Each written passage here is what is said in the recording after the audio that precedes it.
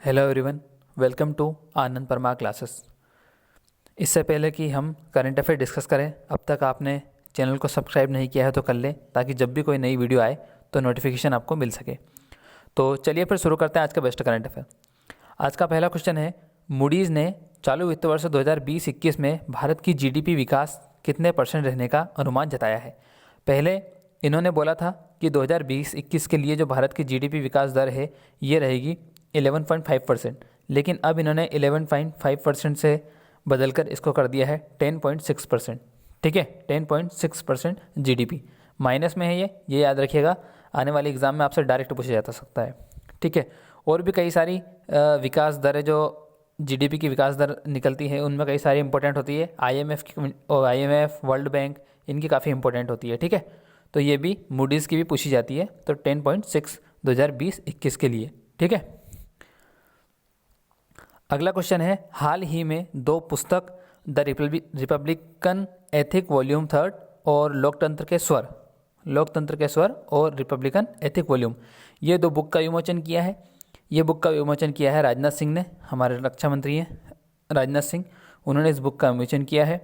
इस बुक में क्या है, इस बुक में बेसिकली जो हमारे प्रेसिडेंट है रामनाथ कोविंद, इनके जो अलग अलग जगहों पर जो इन्होंने भाषण दिए हैं, इनका संकलन है और इनका इसके बारे में इसमें बताया गया है। ठीक है, तो ये आप याद रख सकते हैं। अगला क्वेश्चन है, लोकप्रिय शेख ख्वाजा हुसैन का निधन हो गया, यह कौन थे। ये किस चीज़ में, किस क्षेत्र में मशहूर थे।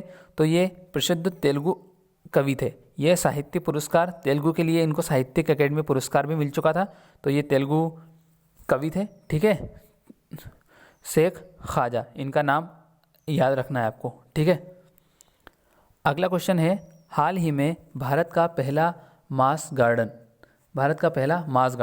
मॉस गार्डन क्या होता है। ये बेसिकली मॉस की स्पेलिंग ये है MOSS। मॉस क्या होता है, जो आपने देखा होगा, आप जिसे काई बोलते हैं, काई, या कई लोग इसको कजी भी बोलते हैं, कजी या काई। ये आप देख रहे हैं, ये ग्रीन ये आपको जो दिख रही है। ठीक है, तो ये एक तरह की काई होती है जो दीवारों पर, पेड़ों पर, ज़मीन पर जो हरे रंग की दिखाई देती है बारीक। ठीक है, तो ये इस तरह का गार्डन होगा, मॉस गार्डन। ये आप देख सकते हैं, यहाँ पे बोर्ड लगा है, ये कहाँ है, ये उत्तराखंड के नैनीताल में खुला है, भारत का पहला मॉस गार्डन। ठीक है, अभी जो कर्नाटक का मैसूर था, वहाँ पे पहला चंदन संग्रहालय खुला है। तो मैसूर में चंदन संग्रहालय खुला है पहला, और उत्तराखंड के नैनीताल में पहला मॉस गार्डन खुला है। ठीक है, मॉस गार्डन आप समझ गए होंगे, आई होप। ठीक है, ये मॉस गार्डन, ये कई सारी विशेषता होती है। सबसे पहले तो जो कई बार ये पूछा जाता है कि जो मॉस होती है, जो काई होती है, ये किसके अंतर्गत आती है, मतलब जब प्लांट किंगडम का वर्गीकरण करते हैं तो किसके अंतर्गत आती है, तो ये ब्रायोफाइटा के अंदर आती है, ब्रायोफाइटा। ठीक है, औषधि के लिए इस्तेमाल भी होती है ये, और नम भूमि और छायादार जगह पर उगती है, जैसे आपने कुएं में देखा होगा। ठीक है, नम भूमि और छायादार जगह रहती है, वहाँ पर उगती है। ठीक है, तो उत्तराखंड में खोला गया पहला मॉस गार्डन। उत्तराखंड के वर्तमान सीएम कौन है। उत्तराखंड के वर्तमान सीएम है त्रिवेंद्र सिंह रावत। और उत्तराखंड की राज्यपाल कौन है। उत्तराखंड की राज्यपाल है बेबी रानी मौर्य। आप इसको ऐसे याद रख सकते हैं, बेबी को उत्तराखंड पसंद है, बेबी रानी मौर्य। ठीक है, देहरादून इसकी राजधानी है। और एक और इम्पोर्टेंट चीज़ जो यहाँ से निकल के आती है कि जो उत्तराखंड में जो मॉस गार्डन खुला है, इसका उद्घाटन किसने किया है। इसका उद्घाटन किया है राजेंद्र सिंह ने। राजेंद्र सिंह किसके लिए फेमस है। राजेंद्र सिंह को वाटरमैन ऑफ इंडिया कहा जाता है, याद है। कई बार एग्जाम में ये क्वेश्चन भी स्टैटिक में पूछा जाता है कि वाटरमैन इंडिया ऑफ किसे कहा जाता है, तो ये राजेंद्र सिंह को कहा जाता है। क्यों कहा जाता है, क्योंकि जल संरक्षण के क्षेत्र में इन्होंने कार्य करने के लिए प्रसिद्ध हैं। ठीक है, रेमन मैग्सेस अवार्ड भी इनको मिल चुका है, तो राजेंद्र सिंह ने इसका उद्घाटन किया। चलते अगले क्वेश्चन। अगला क्वेश्चन जो कि काफ़ी इंपॉर्टेंट है, उत्तर प्रदेश से है। तो अगला क्वेश्चन है कि लगभग 5,000 करोड़, ये लगभग है यहाँ पे, ठीक है, वाली ग्रामीण जलापूर्ति योजना की आधारशिला प्रधानमंत्री नरेंद्र मोदी ने किस राज्य में रखी। तो ये रखी उत्तर प्रदेश में। ठीक है, ग्रामीण जलापूर्ति योजना। अभी इस योजना का जो उद्देश्य है, इस योजना का उद्देश्य क्या है। इस योजना का उद्देश्य बेसिकली ये है कि जो ग्रामीण घर के जो घरेलू नल कनेक्शन देने का उपलब्ध कराए जाएंगे, घरेलू नल कनेक्शन प्रत्येक घर को। ठीक है, अभी हर घर जल वाला पहला राज्य कौन बन गया है। हर घर जल वाला पहला राज्य बन गया है गोवा। ठीक है, ये भी अभी आया था न्यूज़ में। एक अभी न्यूज़ में आई थी नल जल योजना। तो नल जल योजना किससे किस राज्य से संबंधित थी? वो बिहार राज्य से संबंधित थी, जहाँ पे अभी अभी चुनाव हुए और 7वीं बार नीतीश कुमार यहाँ के सीएम भी बन गए। ठीक है, तो नल जल योजना बिहार से संबंधित है। हर घर जल वाला पहला जो राज्य है वो गोवा बन गया है। और जो ग्रामीण जलापूर्ति योजना की आधारशिला प्रधानमंत्री नरेंद्र मोदी ने अभी अभी यूपी में रखी। ठीक है, तो चलिए फिर यूपी का थोड़ा सा डिस्कस कर लेते हैं। यूपी के बारे में आप जानते हैं डेली में किसी एक स्टेट को कवर करता हूँ, जिसकी एक्स्ट्रा इन्फॉर्मेशन आपको दे देता हूँ। तो यूपी के बारे में हम थोड़ा सा डिस्कस कर लेते हैं। ठीक है, यूपी सबसे पहले यूपी कहाँ है? तो यूपी ये जो रेड कलर में आपको दिख रहा है यूपी है। यूपी, ये क्वेश्चन ये पूछा जाता है कि ऐसा कौन सा भारत का राज्य है जिसकी दूसरे राज्यों के साथ जो बॉर्डर है वो सबसे ज़्यादा राज्यों के साथ शेयर करता है। यानी कि यूपी, उत्तर प्रदेश एक ऐसा राज्य है जो अपनी बॉर्डर सबसे ज़्यादा राज्यों के साथ शेयर करता है किसी भी राज्य द्वारा। यानी कि 8 राज्यों से इसकी सीमा लगती है। ठीक है, उत्तर प्रदेश की, जैसा कि यहाँ पे देख रहे हैं आप, थोड़ी सी राजस्थान से लगती है, ये राजस्थान है इस तरफ, और ये हरियाणा से भी लगती है इसकी बॉर्डर।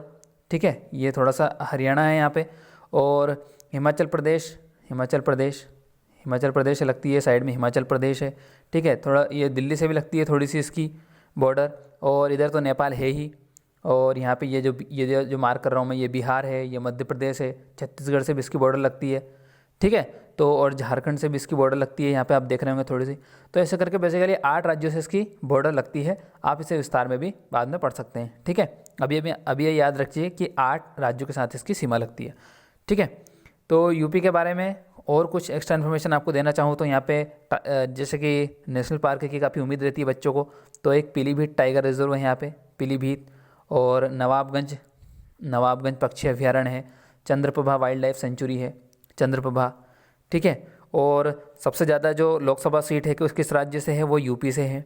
ठीक है, 80 लोकसभा सीट है यहाँ से। विधानसभा सीट भी सबसे ज़्यादा यहीं से है, 403 विधानसभा सीट है, ये आपको याद रखना चाहिए। बारहसिंगा यूपी का राष्ट्रीय पशु है। और यूपी में अगर नदियों की बात करें तो गंगा और यमुना यहाँ की मुख्य नदी है, गंगा और यमुना मुख्य नदी है। और यूपी की जो राजधानी है लखनऊ, वो किस नदी के किनारे बसा है, ये क्वेश्चन पूछा जाता है। तो यूपी की राजधानी जो लखनऊ है वो गोमती नदी के किनारे बसी है। और जो यहाँ का कानपुर शहर है वो गंगा नदी के किनारे बसा है। और यहाँ पे जो आगरा का ताजमहल है वो यमुना नदी के किनारे बसा है। ठीक है, तो ये सारी चीज़ें आप याद रख सकते हैं। लखनऊ को नवाबों का शहर भी कहा जाता है। चलते फिर अगले क्वेश्चन पे। निम्न में से किसने अपनी पहली डिजिटल ऐप आनंदा लॉन्च की है? आनंदा ऐप लॉन्च की है। आनंदा का फुल फॉर्म भी है। ठीक है, जो यहाँ पे आप क्वेश्चन में देख सकते हैं, आनंदा का फुल फॉर्म ये जो लिख रखा है यहाँ पे, आत्मनिर्भर agent new business digital application. तो ये LIC ने लॉन्च की है, LIC ने। ठीक है, LIC ने लॉन्च की है आनंदा डिजिटल ऐप। LIC का जो हेडक्वार्टर है वो मुंबई में है। LIC के जो अध्यक्ष है वो MR कुमार है, MR कुमार। ठीक है, चलते हैं फिर अगले क्वेश्चन पे। 15वां G20 शिखर सम्मेलन किसकी अध्यक्षता में आयोजित किया गया? यानी कि ये जिसकी अध्यक्षता में किया गया, जिस देश की, उस देश में ही ये होना था। तो ये रियाद में होना था, लेकिन कोरोना की वजह से इस खूबसूरत शहर रियाद में ना होकर ये वर्चुअली हुआ 15वां G20 शिखर सम्मेलन। तो इसकी अध्यक्षता थी सऊदी अरब के पास। इसकी अध्यक्षता किसकी थी? सऊदी अरब के पास इसकी अध्यक्षता थी। सऊदी अरब के सुल्तान के पास इसकी अध्यक्षता थी। सऊदी अरब के सुल्तान का नाम क्या है? इनका नाम काफ़ी लंबा चौड़ा है, सलमान बिन अब्दुल अजीज़। सलमान बिन अब्दुल अजीज़। ठीक है, तो ये यहाँ के सुल्तान है।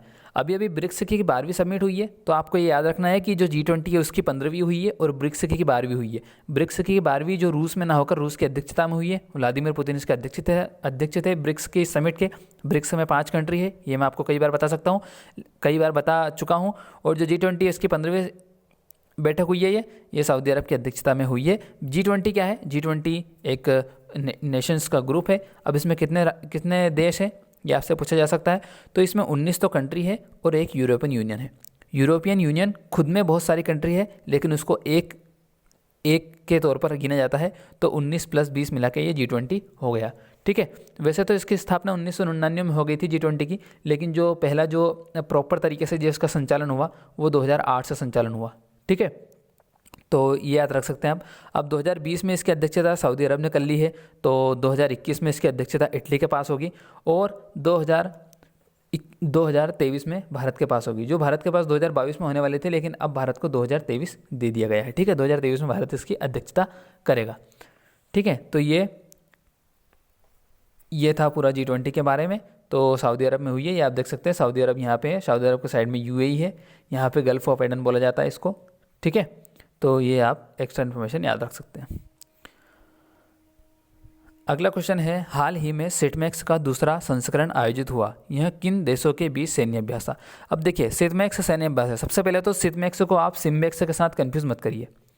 सिम्बैक्स भी होता है एक सैन्य अभ्यास, नाम मिलता जुलता है, लेकिन सिम्बैक्स किसके बीच में है, सिंगापुर और भारत के बीच में, ठीक है। तो ये सिम्बैक्स अलग है, सिम्बैक्स की बात हम नहीं कर रहे हैं, हम बात कर रहे हैं सिटमैक्स की।